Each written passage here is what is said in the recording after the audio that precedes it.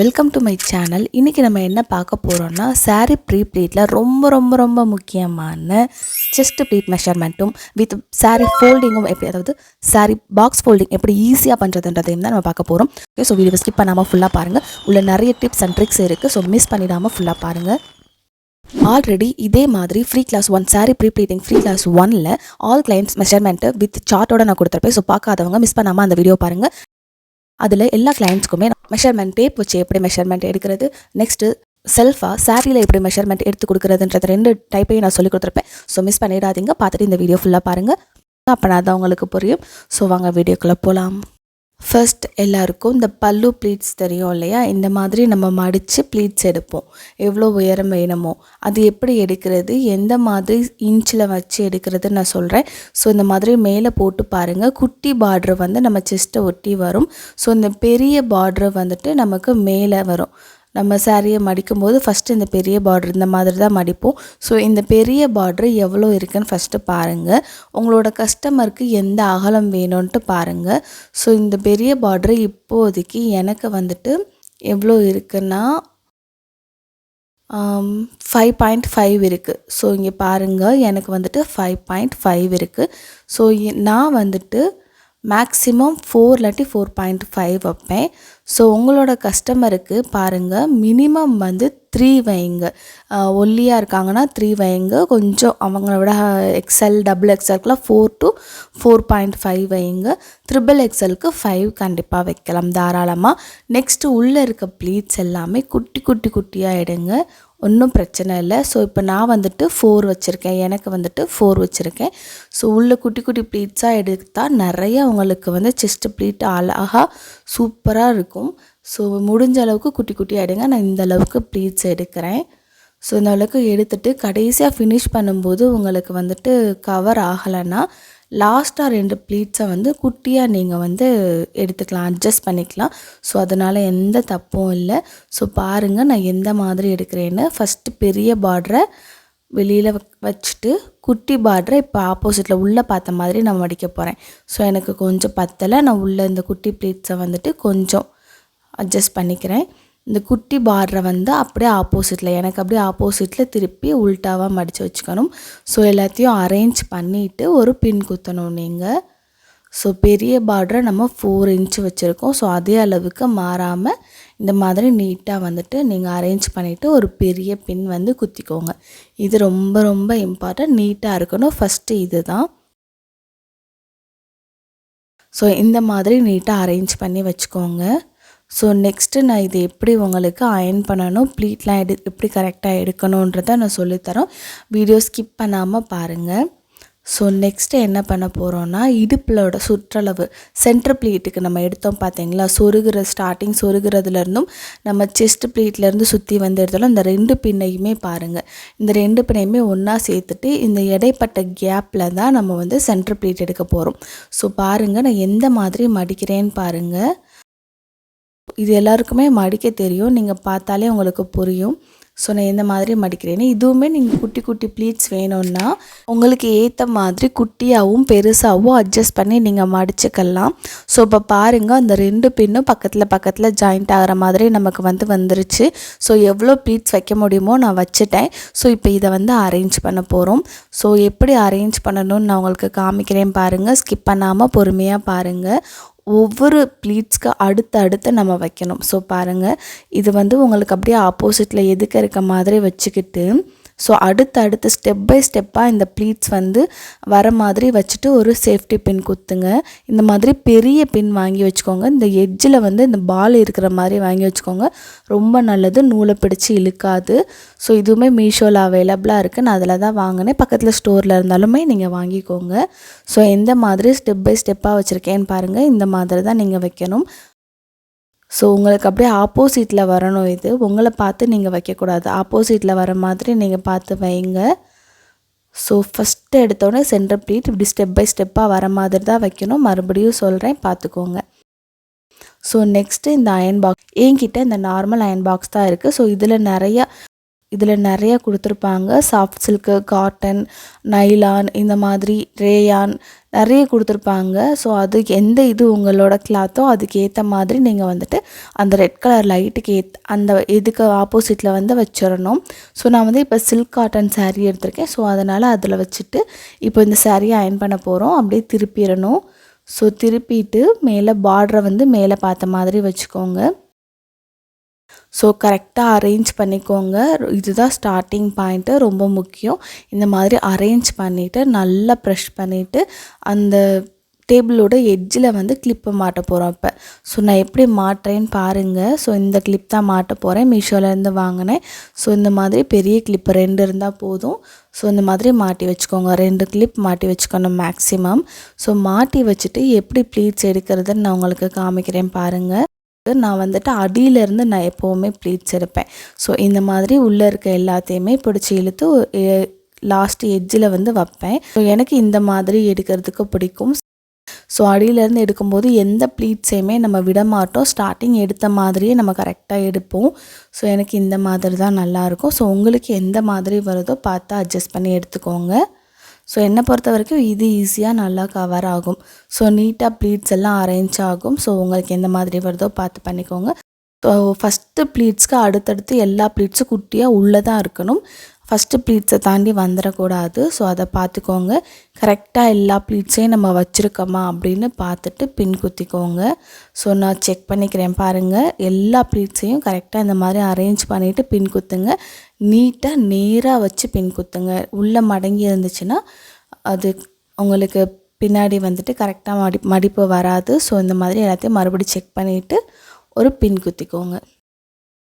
இந்த மாதிரி ஒரு பின் குத்திட்டு இப்போ கொஞ்சம் கொஞ்சமாக நம்ம அயர்ன் பண்ண போகிறோம். எப்போவுமே பார்டர் தடிமனாக இருந்துச்சுன்னா நீங்கள் முந்தானையோட ஸ்டார்டிங்லேருந்து நம்ம ஷோல்டர் வரைக்கும் இருக்க பின்னுக்கும் மினிமம் ஒரு 4 தடவைனாச்சும் உள்ளே பின் குத்திட்டு நீங்கள் அயர்ன் பண்ணணும். ஸோ அப்போனா தான் உங்களுக்கு நீட் அண்ட் ஃபினிஷாக லுக் சூப்பராக இருக்கும். ஸோ இந்த மாதிரி மேட் போட்டு அயர்ன் பண்ணுங்கள். நான் ஏற்கனவே சொல்லியிருப்பேன், ஹீட் ப்ரொடெக்டிங் மேட்டுன்னு சொல்லியிருப்பேன். ஸோ இது மீஷோவில் அவைலபிளாக இருக்குது. பக்கத்தில் கடையில் இருந்தாலும் வாங்கிக்கோங்க. ஸ்டார்டிங் பண்ணும்போது பயப்படுறவங்க இந்த மாதிரி மேட் போட்டு பண்ணிக்கோங்க. ஸோ நெக்ஸ்ட்டு அந்த பின்னை எடுத்து விட்டுட்டு நெக்ஸ்ட்டு நம்ம பின் குத்தணும் இல்லையா, அந்த பின்னை வச்சுட்டு நம்ம கிளிப் போட போகிறோம். ஸோ கொஞ்சம் கொஞ்சமாக தான் நம்ம கிளிப் மாட்டி மாட்டி அயர்ன் பண்ணணும். ஸோ கரெக்டாக பாருங்கள். நான் பண்ணுறதை பொறுமையாக ஸ்கிப் பண்ணாமல் பாருங்கள். மறுபடியும் நம்ம ப்ளீட்ஸ் எல்லாத்தையும் கரெக்டாக எடுத்து விட போகிறோம். எடுத்து விட்டுட்டு அயர்ன் பண்ண போகிறோம். மறுபடியும் செகண்ட் பின் போட போகிறோம். இந்த மாதிரி பிளேஸில் நீங்கள் குட்டி குட்டி பின் கிடைச்சாலுமே, சேஃப்டி பின் கிடைச்சாலும் குத்திக்கோங்க. அதனால் ஒரு பிரச்சனையும் இல்லை. ஸோ நல்லா குவாலிட்டி பின்னாக பார்த்து வாங்கிக்கோங்க. மறுபடியும் ஹீட் ப்ரொடெக்டிங் ஷீட் போட்டு அயர்ன் பண்ணியாச்சு. ஸோ மறுபடியும் மேலே இழுத்து விடுறோம். நம்ம வந்து ஷோல்டரில் எங்கே வரைக்கும் பின் குத்திருக்கோமோ அந்த பின்னு வர வரைக்கும் நம்ம வந்து இந்த மாதிரி முந்தானையை வந்துட்டு ப்ளீட்ஸ் கரெக்டாக வச்சு அயர்ன் பண்ணிகிட்டே வரணும். ஸோ பாருங்கள், மொத்தம் எனக்கு நடுவில் 2 பின் வந்தது. ஃபைனலாக ஷோல்டர்கிட்ட இருக்க பின்னு வரும்போது நான் மொத்தமாக நல்லா லாங்காக வந்துட்டு அந்த மாதிரி ப்ளீட்ஸ் வச்சுட்டு அயர்ன் பண்ணிக்கிறேன். ஸோ உங்களுக்கு எத்தனை பின்னு வேணாலும் நடுவில் குத்திக்கோங்க. கஸ்டமர்கிட்ட சொல்லிடுங்க, அவங்க எடுத்து விட்டுக்கிடுவாங்க அவங்களுக்கு தேவையான போது.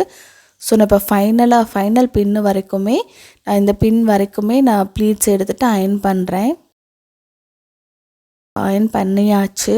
ஸோ நம்ம நார்மலான அயர்ன் பாக்ஸில் 2 or 3 டைம்ஸ் நல்லா ப்ரெஸ் பண்ணி அயர்ன் பண்ணால் தான் நீட்டாக மடிப்பு வரும்.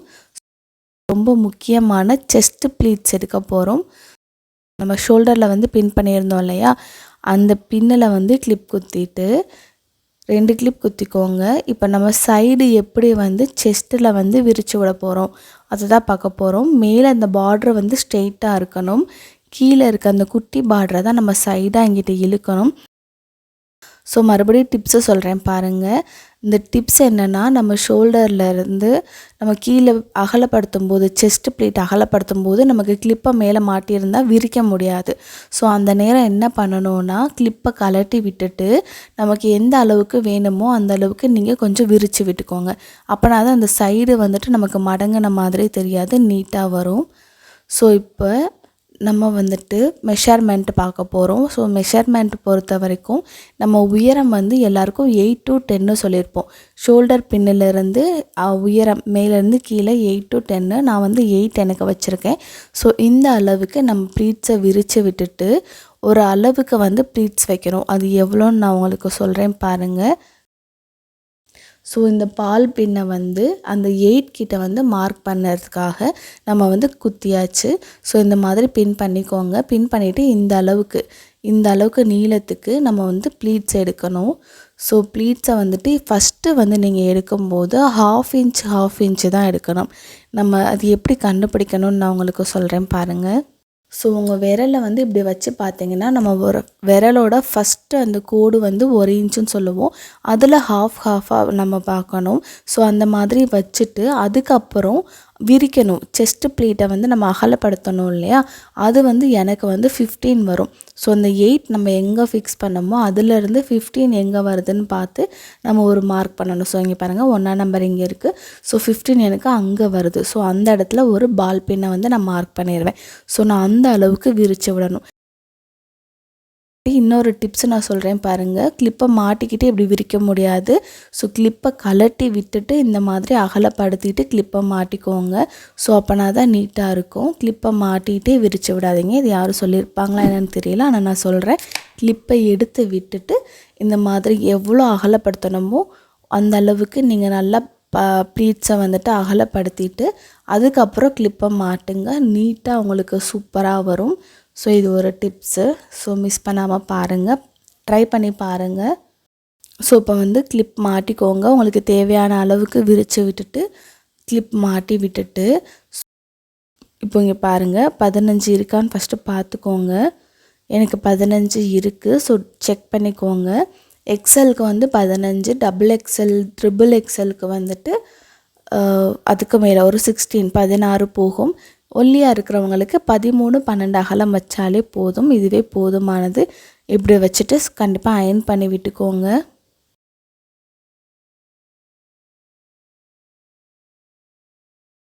ஸோ நான் சொல்லியிருந்தேன் இல்லையா, இந்த மாதிரி கை விரலை வந்து வச்சு பார்க்கணும். ஸோ செகண்ட் டைமு நம்ம அகலப்படுத்தும் போது 1 இன்ச் வரணும் கேப் வந்துட்டு. ஸோ இந்த மாதிரி தான் பண்ணணும். ஸோ நெக்ஸ்ட்டு இந்த மாதிரி கையை வச்சுட்டு எங்கே வரைக்கும் அயர்ன் பண்ணியிருந்தீங்களோ அந்த அளவுக்கு கொஞ்சம் மேலே ஏற்றிக்கோங்க. ஸோ ஏற்றிட்டு 2 கிளிப் மாட்டி விட்டுட்டு நெக்ஸ்ட்டு வந்துட்டு இந்த நம்ம சென்டர் பிளேட் எடுத்தோம் இல்லையா, அங்கேயும் நம்ம செஸ்ட் பிளேட் மேலேருந்து ஹைட் கொண்டு வந்தோம் இல்லையா, அதுக்கும் கொஞ்சம் ஒரு 2 இன்ச் நம்ம கையளவுக்கு 2 தடவை வந்து நம்ம அளந்து பார்க்கணும்.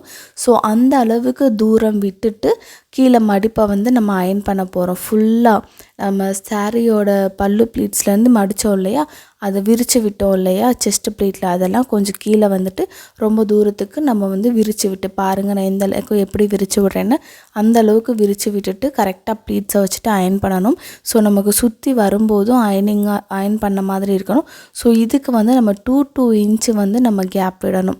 ஸோ உங்களோட விரலில் பார்த்தீங்கன்னா 2 இன்ச் அளவுக்கு கேப் இருக்கணும். ஸோ இது சுற்றி வர இடம் தான், நல்லா அயர்ன் பண்ணிக்கோங்க. ஸோ இப்போ சென்டர் ப்ளீட்டை வந்து எப்படி நம்ம ஃபிக்ஸ் பண்ண போகிறோம் அப்படின்றத பார்க்கலாம். ஸோ வாங்க. ஸோ இந்த மாதிரி எப்படி நான் போடுறேனோ அந்த மாதிரி டேபிள் மேலே போட்டுக்கோங்க. உங்கள் லெஃப்ட் சைடு கையில் நம்ம ப்ளீட்ஸ் பின் பண்ணோம் இல்லையா, அந்த இடம் வந்து இருக்கணும். ஸோ மறுபடியும் காமிக்கிறேன் எப்படி போடுறேன்னு பார்த்துக்கோங்க. ஸோ இப்படி போட்டுட்டு கரெக்டாக அட்ஜஸ்ட் பண்ணிவிட்டு அந்த இடத்துல ஒரு கிளிப் மாட்டி விட்டுட்டு உங்கள் லெஃப்ட் சைடு பார்த்த மாதிரி தான் இருக்கணும் அந்த பின்னு வந்துட்டு. ஸோ இப்படி தான் இருக்கணும். நான் எப்படி வந்து ப்ளீட்ஸ் எடுத்து வரேன்னு பாருங்கள். ஸோ உங்களோட மேலே விரல்கிட்ட பிடிச்சிட்டு உங்கள் ரைட் சைடு கையை உள்ளே விட்டு நான் எப்படி எடுக்கிறேன் பாருங்கள். ஸோ இந்த மாதிரி உள்ளே விட்டு நீங்கள் வந்து எடுக்கணும். கரெக்டாக எடுத்துகிட்டு நம்ம வந்து ஸ்டெப் பை ஸ்டெப்பாக வந்து ஃபஸ்ட்டு நம்ம வச்சுருந்தோம் இல்லையா, அதே மாதிரி இப்போயும் நீங்கள் ஸ்டெப் பை ஸ்டெப்பாக வந்துட்டு அவங்க விரலை வச்சு எடுத்து விட்டுட்டே வரணும். ஸோ இதில் வந்துட்டு என்ன பண்ணணும்னா ஒரு அளவுக்கு வந்துட்டு நம்ம தள்ளி ஒரு பின் குத்தணும். அது எதுக்குன்னா நீங்கள் உள்ளே மடித்து சொருகும் போது நம்ம ஒரு அளவுக்கு வந்து இவ்வளோ அளவுக்கு வந்து சொருகுவோம் இல்லையா, அதனால் இந்த இடத்துல ஒரு பின் சேஃப்டி பின் குத்திக்கணும். ஒரு கேப் விட்டுட்டு உங்களுக்கு எவ்வளோ தூரம் சொருகணுமோ பார்த்துட்டு ஸோ ஒரு சேஃப்டி பின் குத்திட்டு அதுக்கப்புறம் கீழே வந்து நம்ம கரெக்டாக ப்ளீட்ஸ் எடுத்து விட்டு அயர்ன் பண்ண போகிறோம். ஸோ ஸ்கிப் பண்ணாமல் வீடியோவை பாருங்கள்.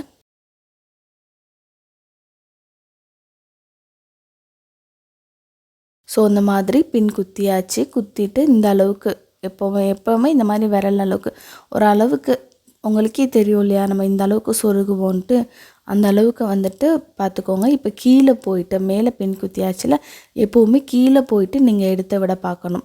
ஸோ நான் எப்படி எடுத்து விட்றேன்னு பாருங்கள். கையை ஓரளவுக்கு உள்ளே விட்டு அமுக்கி எடுத்து விடணும். ஸோ மேலேயே கொஞ்சம் கொஞ்சமாக எடுக்கக்கூடாது. நீங்கள் இந்த மாதிரி ப்ளீட்ஸ் பண்ணும்போது சென்டர் ப்ளீட்ஸ்க்கு கீழே போய் தான் நான் என் கையை பாருங்கள் எந்த மாதிரி உள்ளே தள்ளி விட்டு எடுக்கிறேன்னு. ஸோ இந்த மாதிரி தான் நீங்கள் சென்டர் ப்ளீட்ஸ்க்கு கீழே போய் எடுக்கணும். ஸோ இப்போ பாருங்கள், நான் கொஞ்சம் கொஞ்சமாக மேலேயும் வரேன். கீழே எடுத்து விட்டுட்டு மேலே வந்துட்டு ஸ்டெப் பை ஸ்டெப்பாக நான் அடிக்க விடுறேன். இப்போ கொஞ்சம் அகலமாக விரித்து விட்டு கொஞ்சம் நல்லா தள்ளி நீங்கள் வந்து ஸ்டெப் பை ஸ்டெப்பாக வைக்கலாம். மேலே வந்து நம்ம நெருக்கமாக வச்சுருந்தோம். இப்போ கொஞ்சம் அகலப்படுத்திக்கலாம். ஸோ இப்படி அகலப்படுத்திட்டு கொஞ்சம் பின் குத்திக்கோங்க. சென்டர் பிளேட்டில் மொத்தம் 3 பின்னு 4 பின்னு வர மாதிரி குத்திக்கோங்க. ஒன்றும் தப்பு இல்லை அயன் பண்ணுறதுக்கு. ஸோ இந்த மாதிரி பின் குத்திக்கோங்க. கொஞ்சம் அகலம் எந்த அளவுக்கு உங்களுக்கு நல்லா விரிவாக இருக்கணுமோ அந்த அளவுக்கு விரிவாக வச்சுட்டு பின் குத்தி நல்லா அயன் பண்ணிக்கோங்க. ஸோ இப்போ இங்கே 2வது பின் முடிஞ்சது. ஸோ இப்போ நெக்ஸ்ட்டு கீழே இங்கே நல்லா நம்ம விரித்து விட்டுட்டு அயன் பண்ண போகிறோம். ஸோ கீழே பார்டரில் வந்துட்டு பஃபி ப்ளீட்ஸ் வரும்ல, இங்கே அயன் பண்ண வேண்டாம். பஃபி ப்ளீட்ஸ் வரணும்னா ஸோ அதுக்கு மேலே இந்த இடத்துல நீங்கள் அயன் பண்ணிக்கலாம். வந்து ஃபுல்லாகவே அயன் பண்ணிக்கிறோன்னாலும் ஒன்றும் பிரச்சனை இல்லை. கீழே வரைக்குமே நீங்கள் அயன் பண்ணிக்கலாம். நல்லா எவ்வளோ விரிக்க முடியுமோ விரிச்சிட்டு ஃபஸ்ட்டு 2ல் வந்துட்டு பின் வர மாதிரி நீங்கள் வந்து ஊக்க குத்தணும். இந்த இதுலேயும் இந்த ப்ளீட்ஸ் இந்த 2 ப்ளீட்ஸ்லேயும் படுற மாதிரி நீங்கள் பின் குத்திக்கோங்க. மடிப்பு கலையாமல் இருக்கும். ஸோ கஸ்டமர்கிட்ட சொல்லி ரிமூவ் பண்ண சொல்லிடுங்க சாரீ கட்டும்போது. ஸோ நல்லா ப்ரெஸ் பண்ணி அயன் பண்ணணும். நார்மல் அயன் பாக்ஸில் ரொம்ப ப்ரெஸ் பண்ணிடாதீங்க. ஓரளவுக்கு மீடியமாக ஹீட்டு வச்சு நல்லா அயன் பண்ணுங்கள். ஸோ இப்போ வந்து நம்ம எல்லா இடத்துலையும் மொத்தம் 4 பின் இருக்க மேலேருந்து கீழே. ஸோ எந்த இடத்துல நான் எப்படி பின் குத்திருக்கேன்னு பார்த்துக்கோங்க. ஸோ இந்த மாதிரி நீங்களும் பின் குத்திட்டு அயன் பண்ண ஸ்டார்ட் பண்ணுங்கள். ஸோ நம்ம நார்மல் அயன் பாக்ஸில் 2 or 3 டைம்ஸ் நல்லா ப்ரெஸ் பண்ணணும். அப்படின்னா தான் அயன் பண்ண முடியும். நீட்டாக மடிப்பு வரும். ஸோ இப்போ பாருங்கள், நல்லா அயன் பண்ணி முடிச்சாச்சு. எல்லாருக்கும் ரொம்ப கன்ஃபியூஷனாக இருக்கிறது இந்த பாக்ஸ் ஃபோல்டிங் தான். அதுக்கு எல்லோரும் ஒரு விதமாக மடிச்சிருப்பாங்க. நான் ஒரு விதமாக உங்களுக்கு மடிப்பு சொல்லித்தரேன். ஸோ எப்படின்றத ஸ்லோவாக நான் காமிக்கிறேன், பொறுமையாக பாருங்கள். ஸோ இது அப்படியே மேலே இருக்கட்டும், எங்கிட்டும் திருப்ப வேண்டாம், எதுவும் பண்ண வேண்டாம். இந்த மாதிரி கையில் எடுத்துக்கோங்க. எடுத்துட்டு உங்கள் ஆள்காட்டி விரலை இப்படி நீட்டிட்டு அப்படியே கீழே மடிங்க. ஸோ மறுபடியும் நான் காமிக்கிறேன், பொறுமையாக பாருங்கள். ஸோ உங்கள் ஆள்காட்டி விரல் இருக்குது பார்த்தீங்களா, அப்படியே கீழே மடக்கிட்டு எடுத்து மேலே வைங்க. மறுபடியும் பாருங்கள், உங்கள் ஆள்காட்டி விரலை வச்சு பிடிச்சிட்டு ஒரு மடிப்பு கீழே பார்த்த மாதிரி மடிச்சிட்டு அப்படியே மேலே பார்த்த மாதிரி டேபிளில் வச்சிடணும். ஸோ எதுவுமே இல்லை, இதாங்க பாக்ஸ் ஃபோல்டிங். ஸோ இந்த மாதிரி மடித்து வச்சுக்கோங்க. ஸோ தெரியுதா, அப்படி கீழே பார்த்த மாதிரி வச்சுருக்கேன் அந்த மடிப்பை. ஸோ மேலே வச்சுட்டு இப்போ இதுக்கு கீழே வந்துட்டு ஒரு 2 துணி இருக்கும். ஸோ சாரியோட 2 பக்கம் இருக்கும். இதில் வந்து ஃபஸ்ட்டு மேலே இருக்க பக்கம் வந்து கொஞ்சம் குட்டியாக இருக்கும். அதை எப்படி மடிக்கணும்னு நான் சொல்கிறேன் பாருங்கள். ஓரளவுக்கு இப்போது நமக்கு எந்த அளவுக்கு வந்துட்டு பாக்ஸ் ஃபோல்டிங் வேணுமோ அந்த அளவுக்கு நம்ம இப்போ எனக்கு ஓரளவுக்கு கையோட அகலத்துக்கு வேணும். நான் இப்போ உங்களுக்கு காமிக்கிறேன் பாருங்கள். நீங்கள் மெஷர்மெண்ட்டும் பண்ணி பார்த்துக்கலாம், இல்லை உங்கள் கை விரலை வச்சுமே அகலத்தை பார்த்துக்கலாம். இந்த அளவுக்கு எனக்கு வேணும் பாக்ஸ் வந்துட்டு அப்படின்னா இந்த மாதிரி பால் பின்னை வந்து ஒரு மார்க் பண்ணி வச்சுக்கோங்க. வச்சுட்டு அந்த அளவுக்கு மேலே இருக்க அந்த குட்டி சாரியோட குட்டியான துணி இருக்கும் இல்லையா, ஸோ அந்த ஸ்டார்டிங் நம்ம சொருகிற துணியிலேருந்து இருக்கும் இல்லையா, அந்த துணியை இந்த மாதிரி மடிப்பை வச்சுக்கோங்க. ஸோ எப்படி நான் மடிக்கிறேன்னு பாருங்கள். மேலே பார்த்த மாதிரி போட்டிருக்கேன். போட்டுட்டு அந்த பால் பின் அளவுக்கு நம்ம மறுபடியும் எடுத்து விடணும். ஸோ பொறுமையாக பார்த்தாலே உங்களுக்கு புரியும். மறுபடியும் கீழே இழுத்து விடணும். ஃபஸ்ட்டு மேலே பார்த்த மாதிரி போட்டால் இப்போ கீழே இழுத்து விடுறோம். ஸோ பாருங்கள், கரெக்டாக ஃபஸ்ட்டு நம்ம கீழே வச்சுருக்க துணிக்கு மேலே உள்ளே வர மாதிரி மடிக்கணும்.